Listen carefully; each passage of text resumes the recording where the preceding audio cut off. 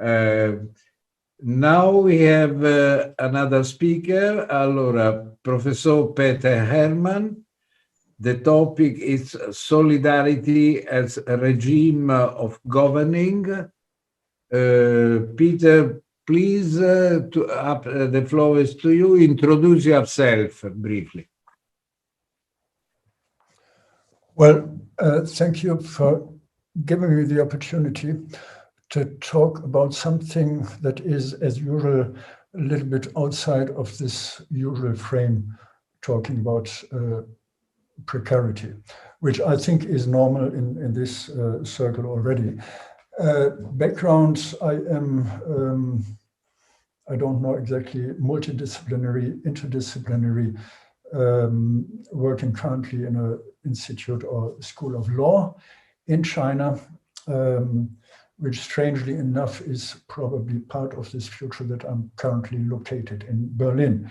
Working in China, living in Berlin, this is already something in terms of framework we are not used to. I just wanted to quote something from a novel science fiction, actually, Cixin Liu, The Three-Body Problem.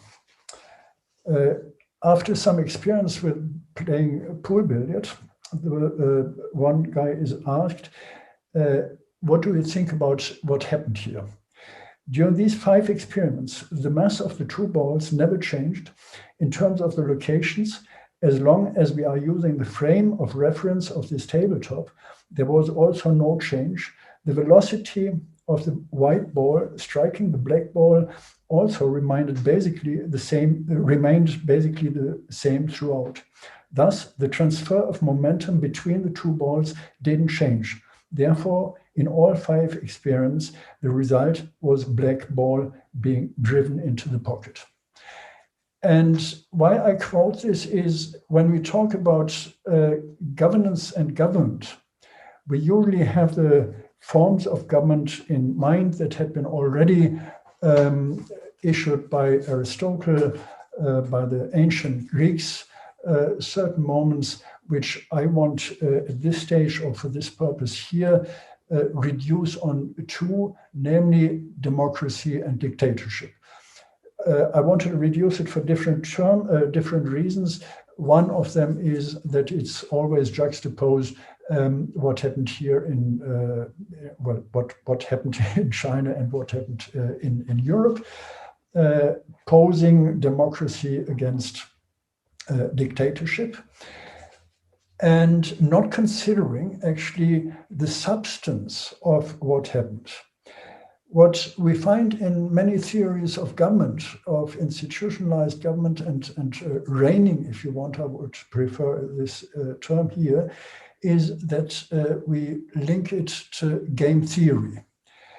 And game theory is, or makes some sense in this context, that we are talking about games where you have one loser, where you have different participants, and somebody, or we distribute different positions.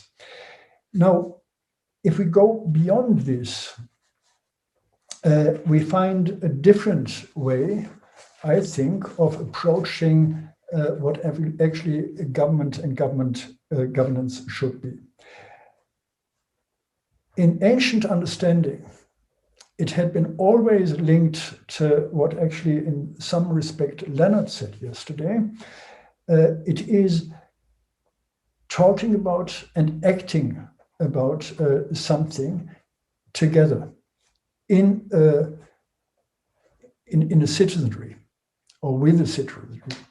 This is important, that there was this acting publicly stood at the center of the entire debate of government and governance. This, of course, changed, and then I want to close then with one quote, not close the presentation, but one last quote from Marx. This sphere that we are deserting, within whose boundaries the sale and purchase of labor power goes on, is in fact a very Eden of the innate rights of men. There alone rule freedom, equality, property, and Bentham.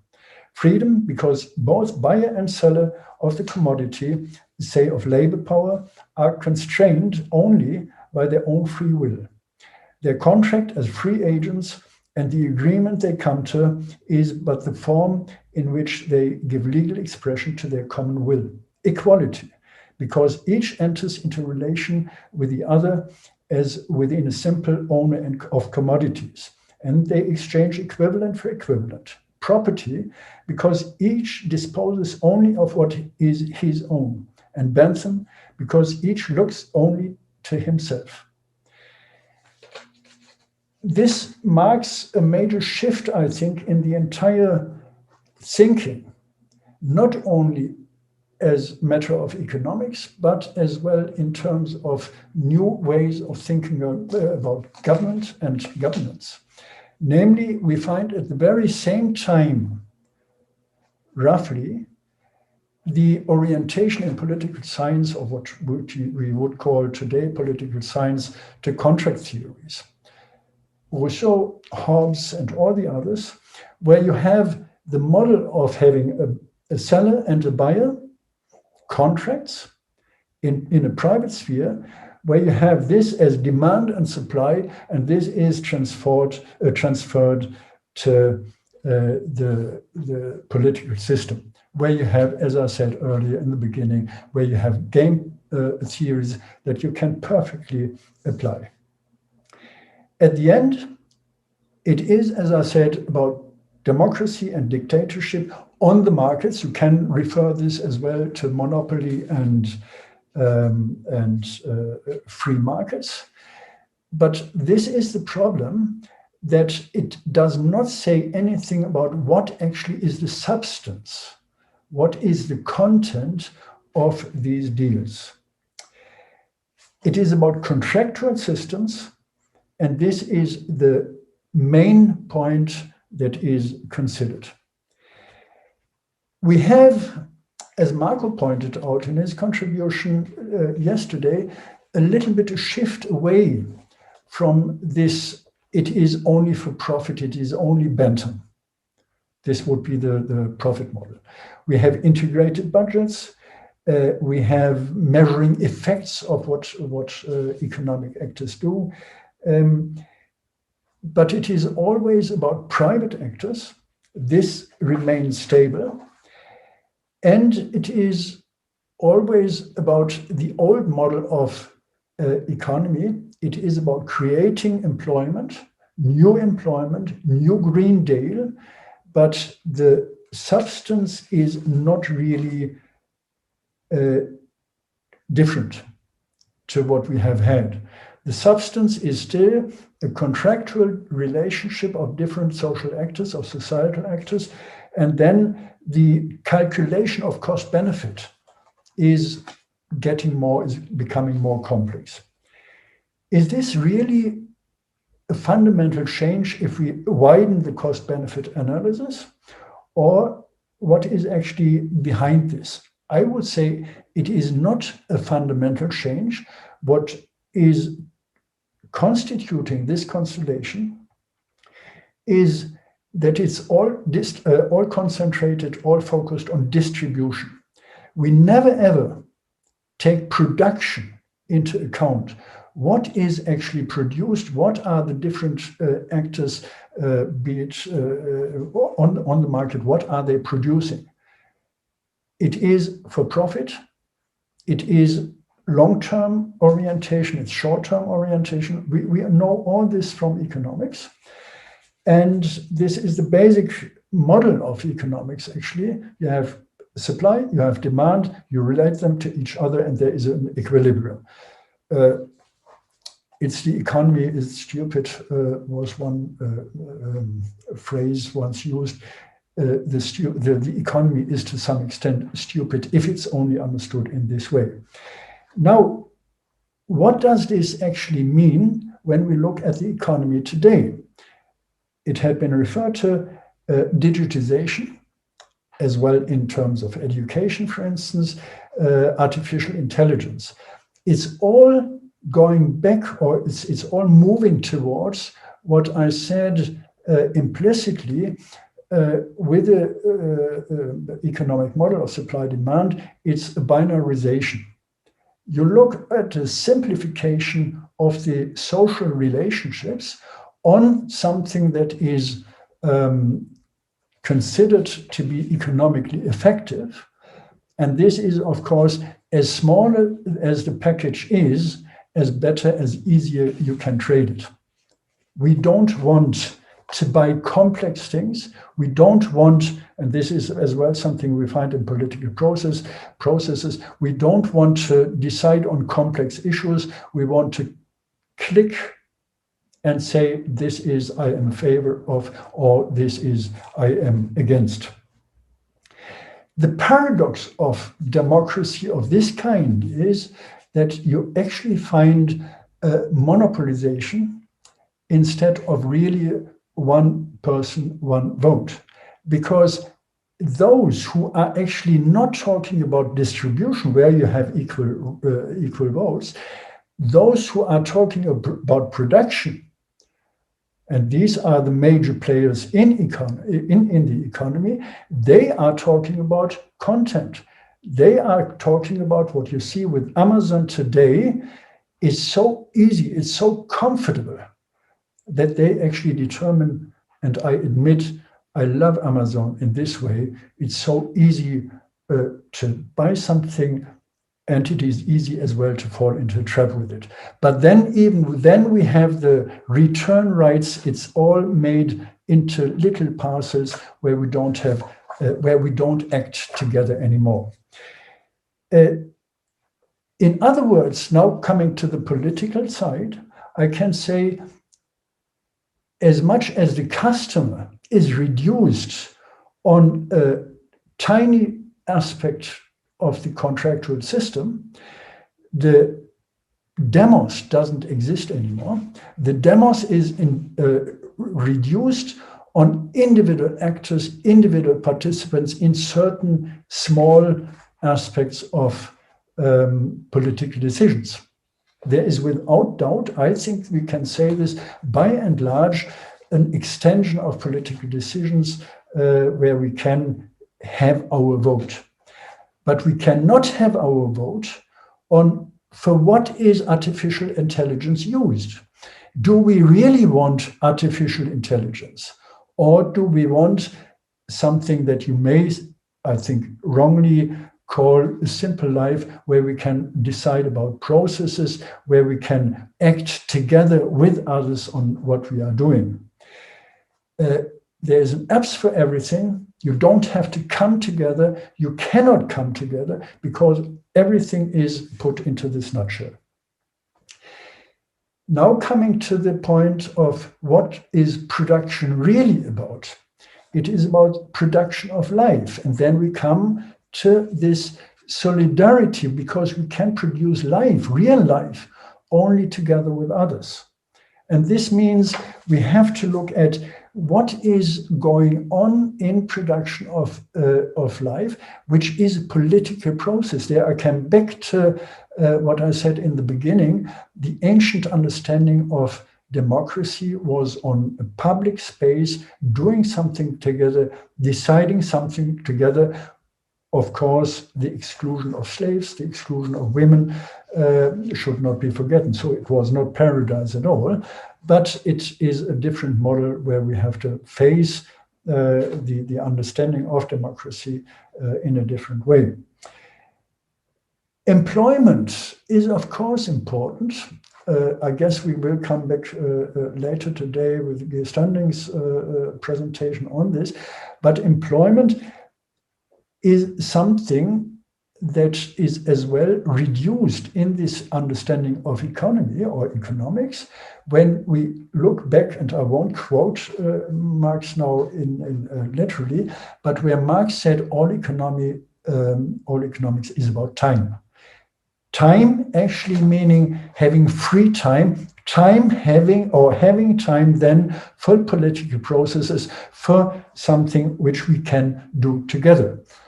Very recent research about China is showing that actually it's very interesting, and I have to engage some in more detail at some stage about it, that community engagement played a huge role and in fighting the pandemics, bringing people into public spaces and working together in solidarity. Young and old, there is a gender issue as well, still going on with involving men, involving male actors. Interestingly enough, the role of community work in this understanding is increasing since the privatization of the SOEs, the state-owned enterprises.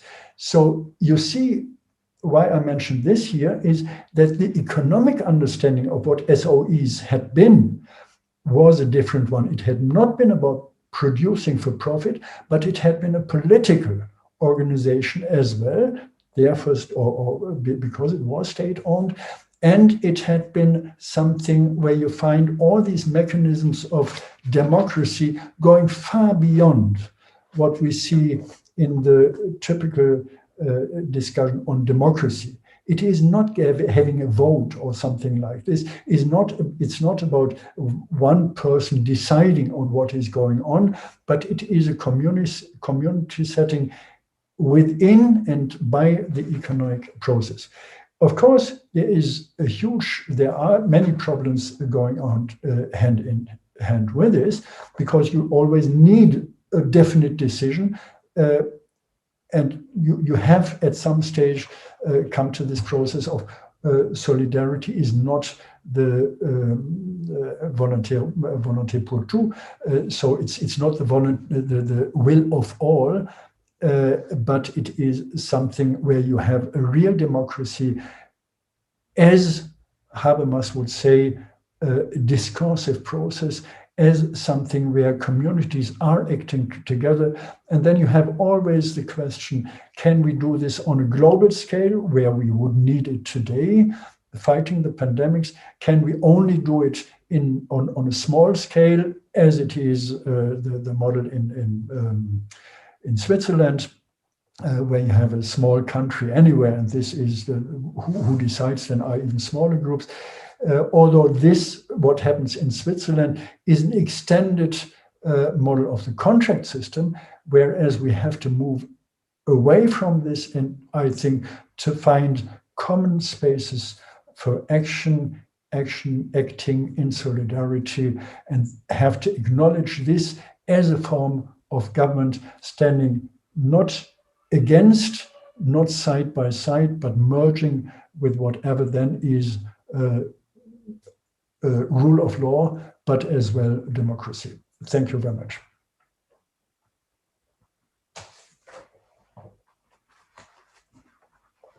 Thank you, Rolf. Now, comment, questions, question and answer. Lennart.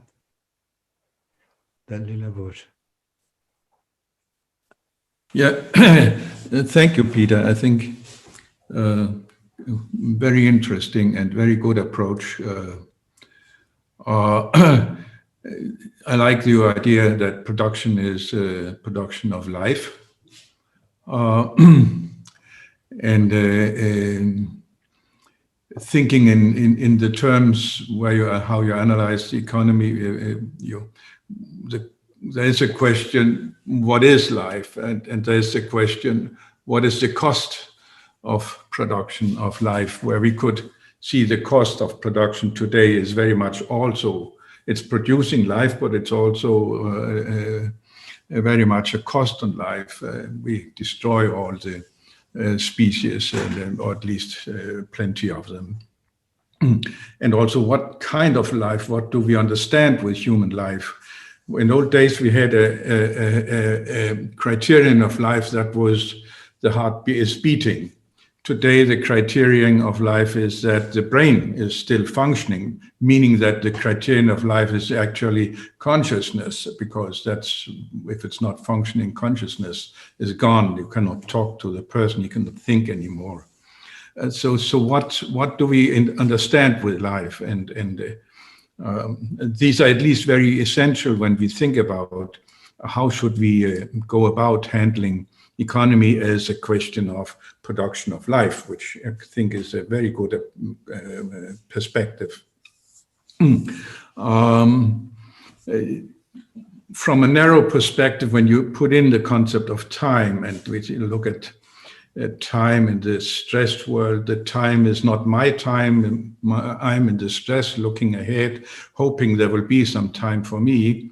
But production of life, it would be, it's my time, so to speak, that the intentionality of the action is not just that something is about to gain something of it in the future, but life is to do things, is to be in practice, so to speak. It is the present time is to be the time. It's your time, and so it points towards the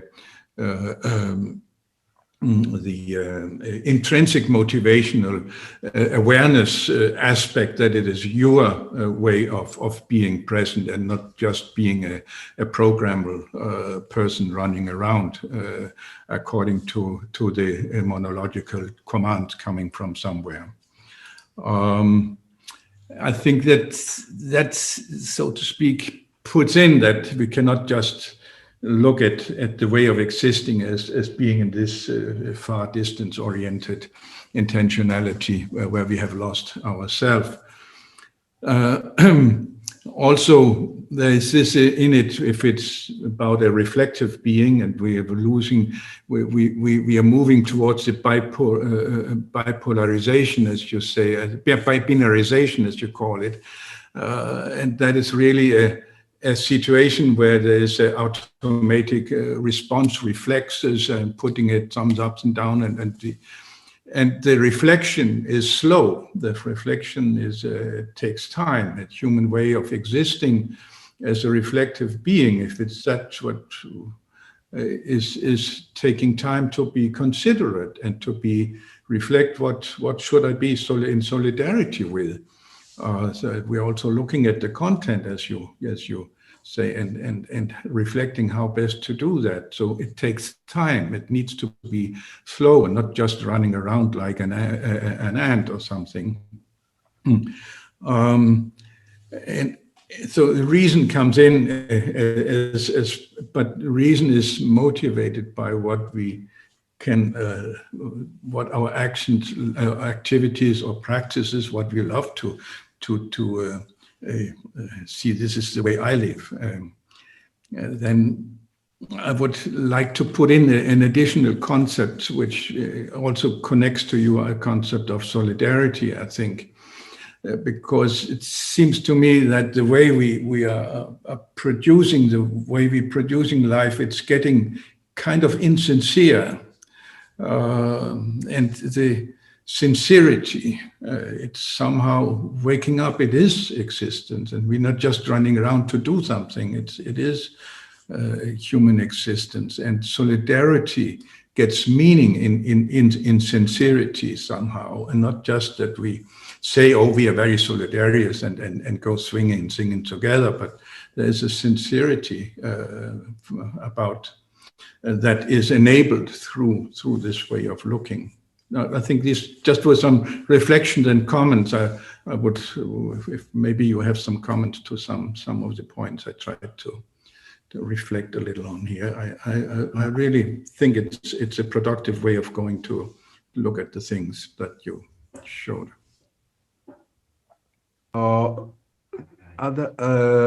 are not other comments, just my personal comment.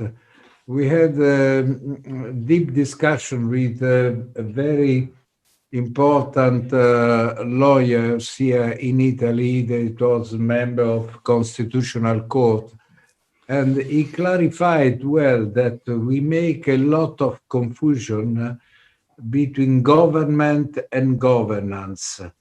We need to have a clear concept from institutional point of view. Government is the authority of the state or public authority that make laws and rules and has the strength to make apply this rule. The governance is completely different concept in which the public authority act together with the private players and they find agreements, and these agreements are applied because the consensus of the two parts. So the scenario of government and governance are completely different. This is the suggestion we receive to have clear on this point from institutional point of view.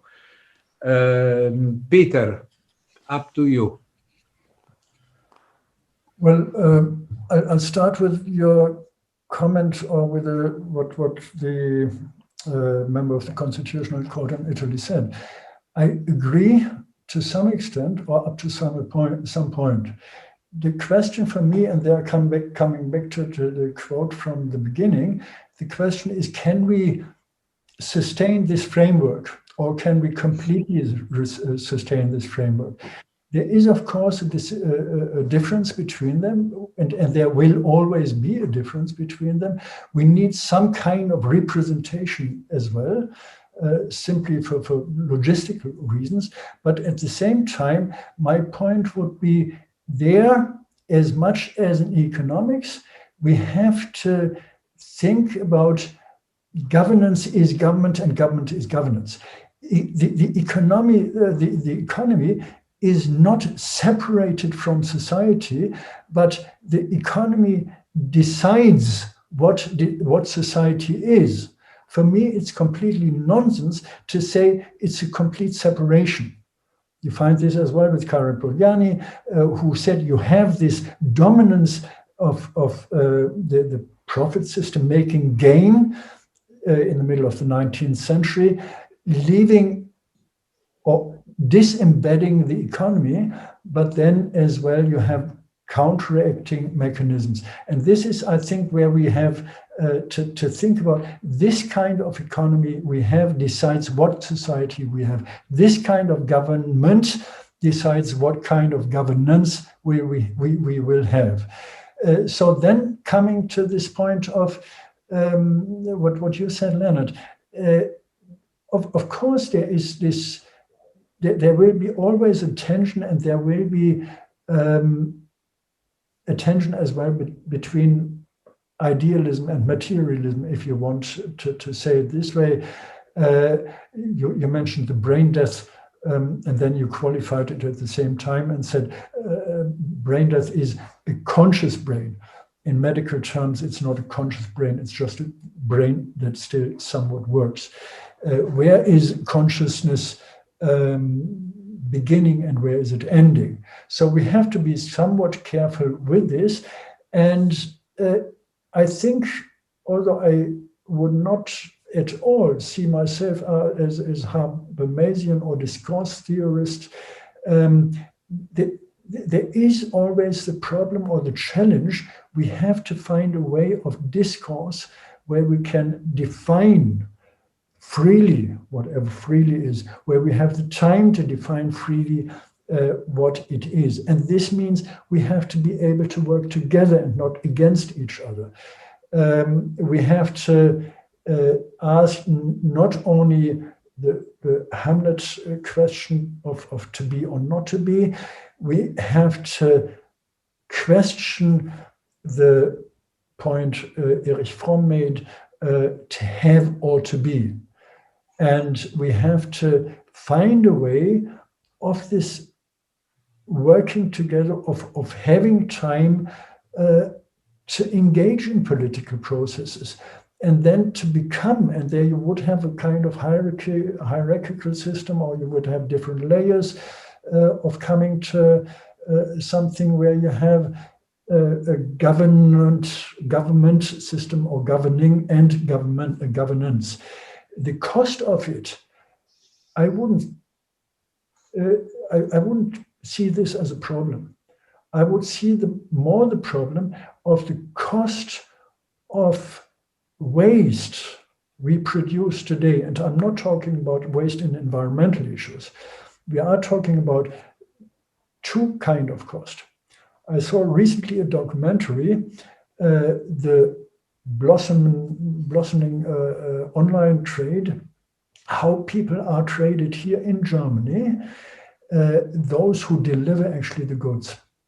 They get not just minimum wage, they get far below this. It's 250 euro. I think the minimum wage is by 8 or 9 euro. So you see the living conditions. This is one cost. Some people as well, then you come to international levels, have to bear the cost. And then the other cost is look at everything. Look at quality, as well of life.